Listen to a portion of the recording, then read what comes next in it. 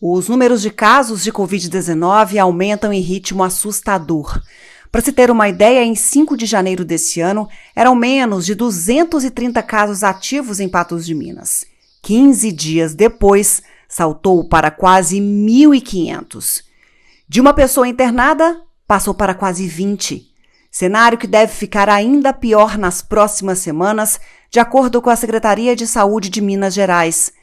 É que a taxa de transmissão está alta.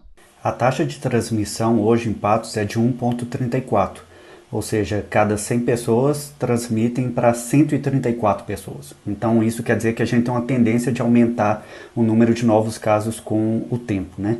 E é importante a gente lembrar que esses são os números reportados.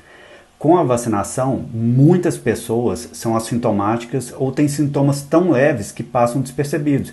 E essas pessoas não vão testar. O cenário atual é soma de um conjunto de fatores.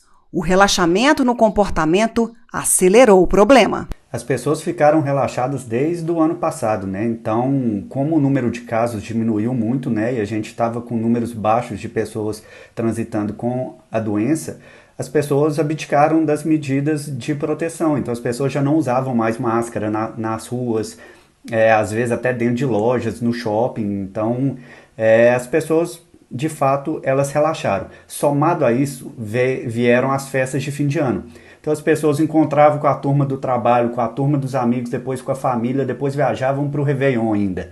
Então isso dava uma embaralhada muito grande nas bolhas e isso facilita a transmissão, né, de nichos diferentes. Então isso faz aumentar muito o número de casos. E o que a gente vê hoje acaba sendo um reflexo disso, mas não por um relaxamento da Ômicron ser mais leve. Até mesmo porque a gente não sabe se ela é tão mais leve assim. A gente sabe que as pessoas estão vacinadas e por estarem vacinadas os sintomas são bem mais leves. Mas essa é a nossa realidade, não a realidade de vários países, né? Então em alguns países a gente vê a Ômicron causando problemas, sim. Assim como ninguém esperava pela Ômicron, não dá para cravar que outras variantes não surjam.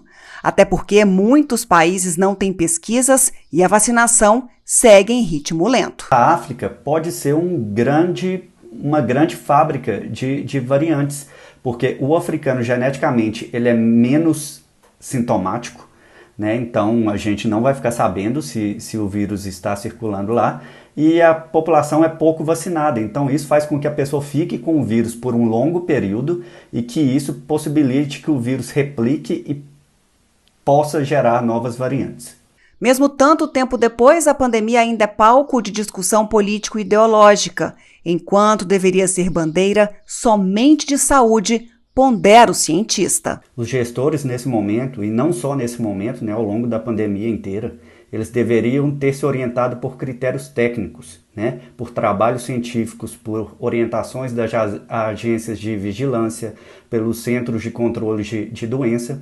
Eles deveriam se orientar por isso e não transformar uma orientação técnica sobre uma pandemia que está acontecendo no mundo em uma questão filosófica, né? Então, aconteceu uma polemização de questões técnicas que não deveriam ser polêmicas, elas deveriam ser diretas, né? E os governantes deveriam comprar essa briga e orientar, porque é do interesse deles. Eles cuidam da saúde pública, né? A partir do momento em que você fomenta uma polêmica que não deveria existir, né? Ao falar que as orientações das agências de vigilância ou da OMS tiram a sua liberdade, elas não tiram a sua liberdade, elas salvam a sua vida.